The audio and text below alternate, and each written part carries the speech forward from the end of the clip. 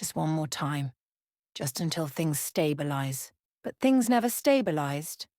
They only expanded. With every encounter, something inside Grace shrank. She stopped praying aloud. At night, she lay awake, replaying moments she wished she could erase, her stomach twisting with disgust. She was surviving. Her siblings were rising. And somewhere in between, Grace was disappearing piece by piece, telling herself the same thing over and over again. It's worth it. Samuel's breakthrough came on a Tuesday afternoon. He burst into the room waving papers like a man who had just escaped poverty by inches. His eyes were bright, hopeful, untouched by the cost of the miracle he was holding. "Auntie Grace," he said breathless, "they selected me. The program, it's abroad. They say I have a future there." Grace smiled first. It was instinct.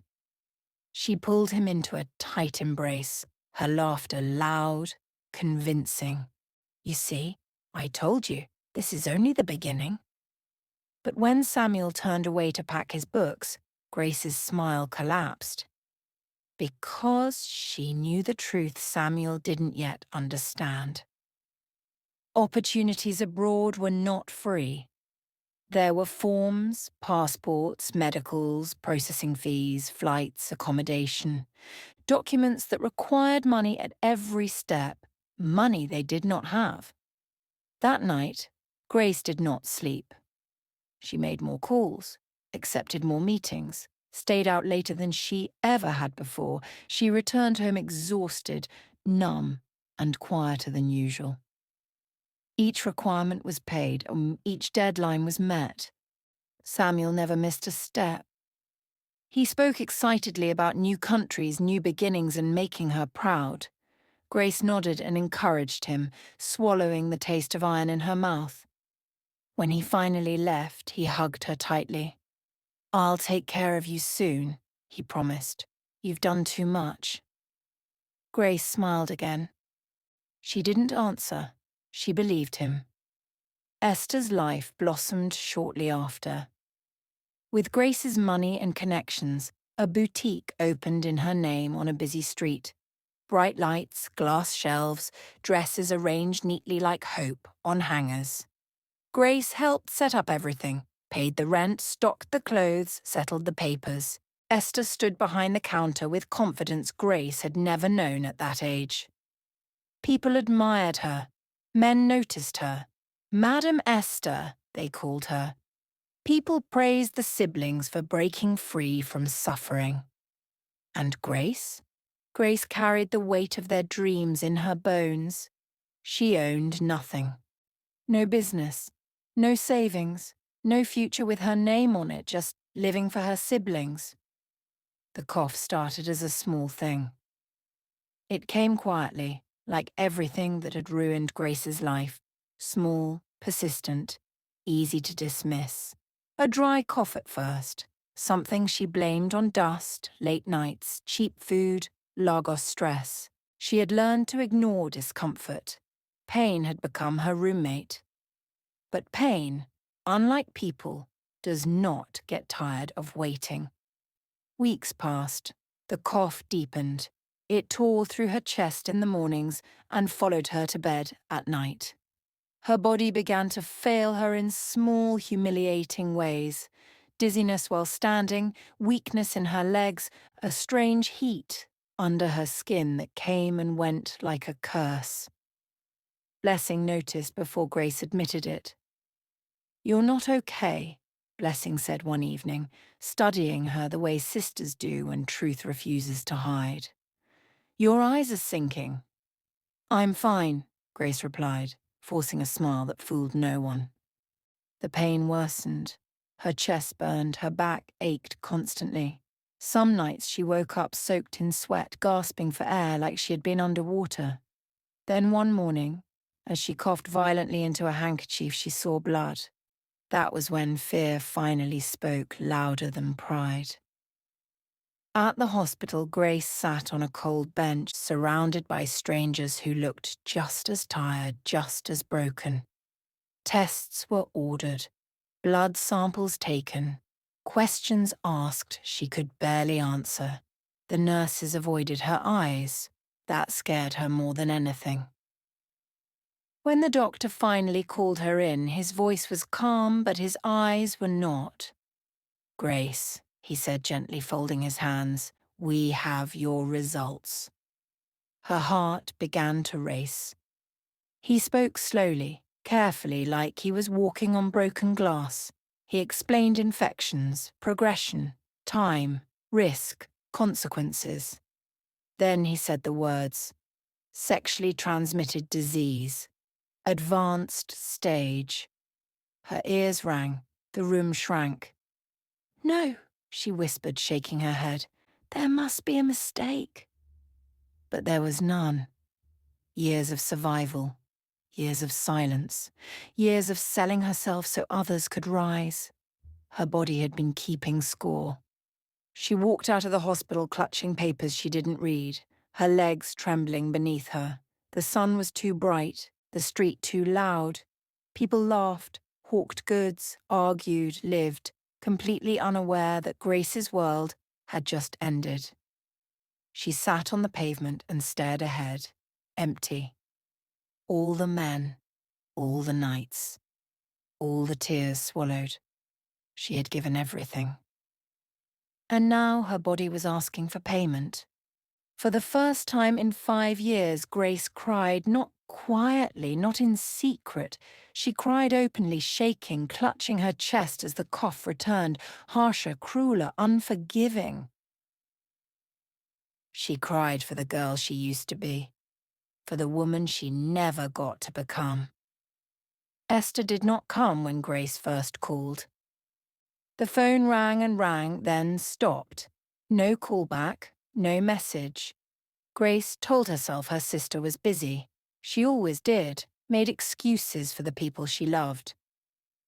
When the pain became too much, and the medicine the hospital gave her ran out, Grace forced herself to go to Esther's boutique. The place was beautiful. Bright lights, glass shelves, neatly arranged clothes, a small generator humming outside. Grace stood at the entrance for a moment, stunned by it all. She remembered when this place was only a dream, one she had paid for with nights she tried to forget. As she stepped inside, conversation died instantly. The girls behind the counter stared. Their eyes moved from Grace's sunken face to her thin body, then to each other. Whispers followed, sharp and careless. "That's her? Is that the sister? She looks sick." Grace felt her throat tighten. Esther came out from the back, her heels clicking against the tiles. When she saw Grace, her face stiffened, not with concern, but with panic. "What are you doing here?" Esther asked quickly, her voice low but urgent. Grace managed a weak smile. I need help. I'm not feeling well." Esther glanced around the shop, at the customers, at her staff, at the whispers already spreading like wildfire. "Why didn't you call first?" she snapped. "I did," Grace said softly. "You didn't pick." Esther pulled her aside, but not gently. Her grip was firm, embarrassed, angry. "You can't be coming here like this," she hissed. "Do you know what people are saying?" Grace's chest tightened. "Saying what?" "That you're sick. That you are living anyhow." Esther swallowed. "This is my business, Grace. My image." The words landed like slaps. No longer Auntie Grace, just Grace. "I trained you," Grace whispered. "I paid for this place."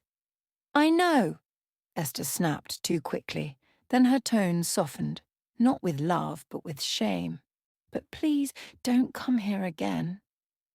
The girls behind the counter were openly staring now. Someone laughed. Grace felt something tear inside her, something far deeper than sickness. She nodded slowly. "Okay." No hug, no apology, no gratitude. She turned and walked out, her legs shaking, tears blurring her vision. Outside, the noise of the street swallowed her sobs. The boutique door closed behind her. So did her sister's heart. As Grace walked away, clutching her bag to her chest, she realized something bitter and final. She had carried Esther on her back only to become the weight Esther was ashamed to be seen with. Grace waited 3 days before calling Samuel. 3 days of pain, 3 nights of coughing until her chest burned. 3 mornings of waking up, disappointed that she was still alive. When she finally dialed his number, her hands trembled. He answered. "Big sister," he said, cheerful, distant, full of life. She could hear music in the background, laughter, freedom. Grace swallowed. "Samuel, I'm sick." There was a pause, not long, but long enough. "How sick?" he asked. She explained carefully. The hospital, the diagnosis, the medicine she needed, the money she didn't have. She did not cry. She did not beg. She spoke like someone already tired of hoping. "I'll help you," Samuel said quickly. "Don't worry, I'll send money." Relief flooded her chest so fast it almost hurt. "Thank you," she whispered. "God bless you. Just rest, okay? I'll sort it out." The call ended. That night Grace slept with a small smile on her face, the first in weeks. 2 days passed. No alert. She sent a message. "Did you send it?" He replied hours later. "Not yet. Soon." Another day, another cough that left her gasping. "No money." She messaged again. No reply. She called. The phone rang unanswered. The next message showed only one cruel sign. Seen. After that, nothing. Days turned into weeks. Grace stared at her phone like it might grow a conscience. She checked it constantly, even when she knew there would be nothing. Every vibration made her heart jump, only to sink again. Samuel stopped replying altogether. No explanation. No apology, no help. The boy she had fed with her shame was now too busy to remember her pain. One evening, as Grace lay on her thin mattress, coughing until her eyes watered, she laughed softly, a broken, humorless sound. She had raised a brother strong enough to fly, but not strong enough to turn back when she fell. In a foreign land, Samuel lived freely. In a small, dark room at home, Grace lay alone. Sleep came in short pieces. She drifted in and out, memories visiting her like old friends, her father's laughter, her mother's warm hands, Samuel as a boy clinging to her gown, Esther calling her big sister with pride in her voice. She did not cry. Tears were for people who still expected answers. When everyone else disappeared, Blessing stayed. She did not stay because she had plenty. She stayed because she remembered. She remembered the girl who once shared her last bread, the girl who cried in her arms after the first night she sold her body and kept saying, "I did this for them." Blessing moved into Grace's house when the sickness worsened. She cooked when Grace couldn't stand. She bathed her when her body shook too much to hold water. She counted medicine, set alarms, argued with nurses and begged doctors to explain things slowly. She spent her savings quietly. Money meant for her own investment, for her future, for her escape from suffering. One bill after another she paid. Each time she told herself just one more. But sickness does not know the meaning of enough. One afternoon, after returning from the hospital with empty hands and tired eyes, Blessing sat on the floor and cried. Not small tears, deep, shaking sobs that frightened Grace more than the illness. "I'm sorry," Blessing said between tears.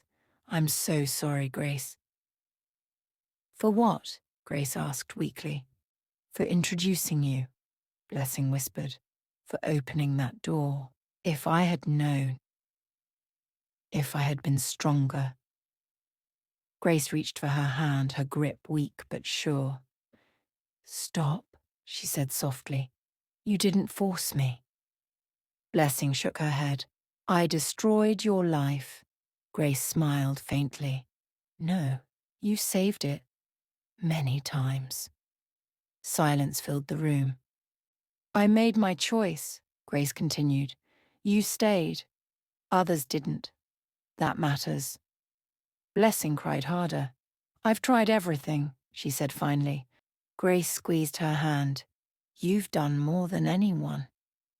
That night, Blessing lay awake beside Grace, listening to her breathing, counting each rise and fall like prayer beads.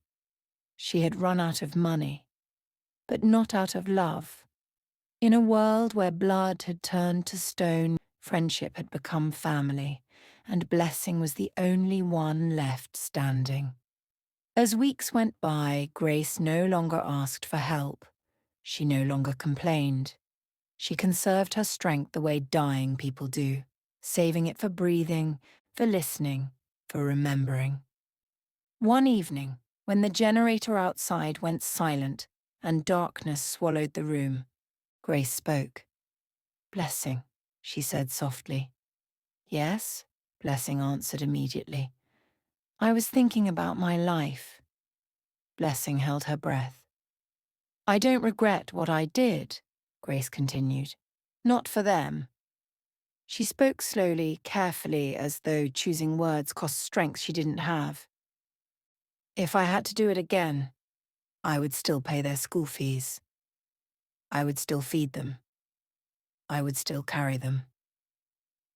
Tears slid quietly down Blessing's face. "But," Grace paused, coughing weakly before continuing, "I wish they remembered me kindly." Her voice cracked. "I wish they asked how I was. Even once." Silence filled the room.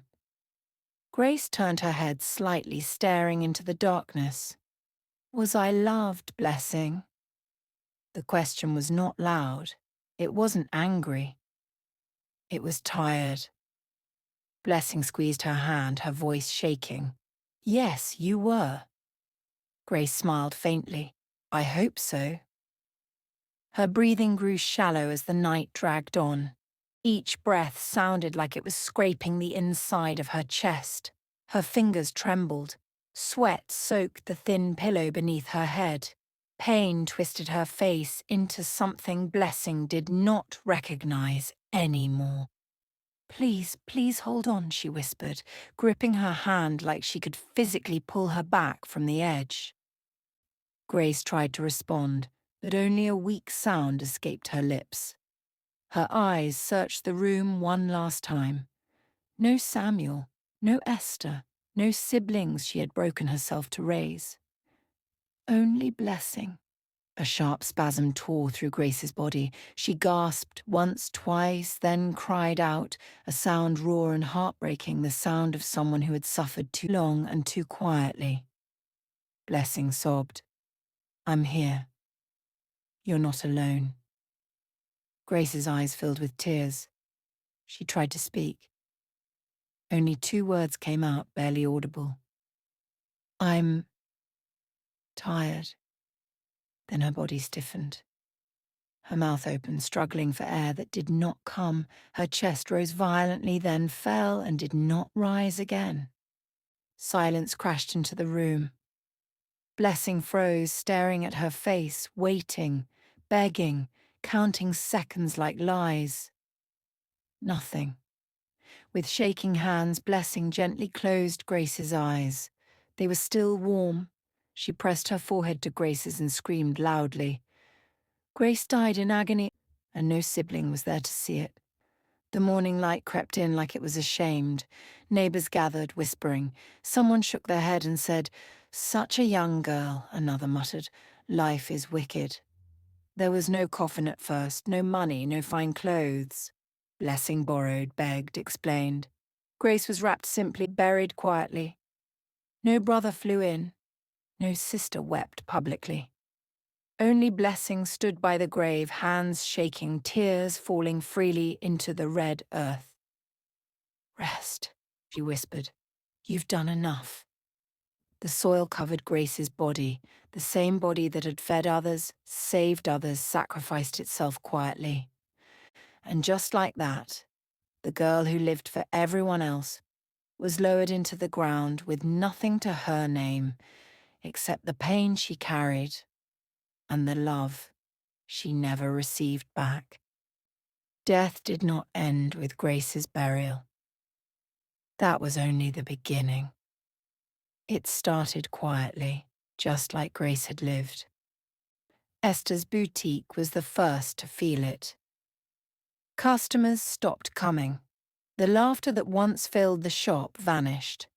Clothes stayed on hangers too long. Rumors began to circulate, strange ones. People said the place felt heavy. One girl resigned suddenly, claiming she dreamt of a thin woman standing by the counter, watching silently. Then the losses began. At night, sleep abandoned her. She began to dream of Grace standing quietly, coughing softly, her eyes asking a question Esther could not answer. Why? Esther woke up crying, sweat soaking her sheets. A fire broke out one night, engulfing her boutique. No clear cause, electrical fault, they said, destroying inventory, furniture, and the prosperity Grace had helped her build. She screamed and ran through the smoke, clutching nothing but regret. The loss was total, sudden, and inexplicable, leaving her shaken and terrified.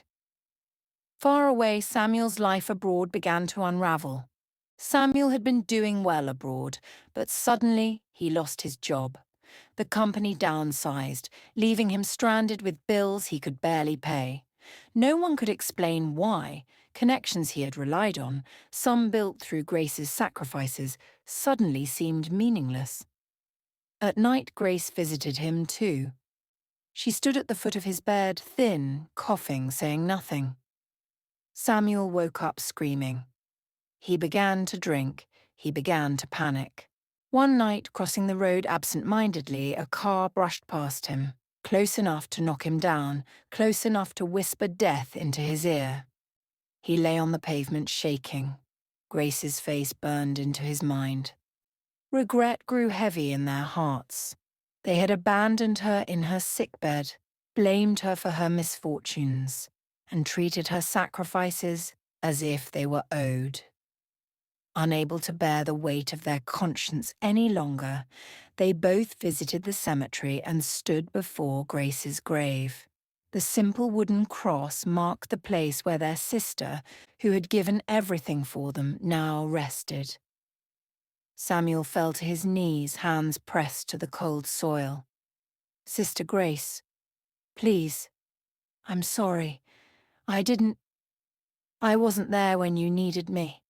I failed you," he choked, tears streaming freely. Esther bent low, her hands trembling. "Sister, I was wrong. I was ashamed, and I left you alone. Please, forgive me," she whispered, voice breaking, tears soaking the earth. They stayed there crying, begging, apologizing, pleading with the grave for mercy and forgiveness. But there was no answer.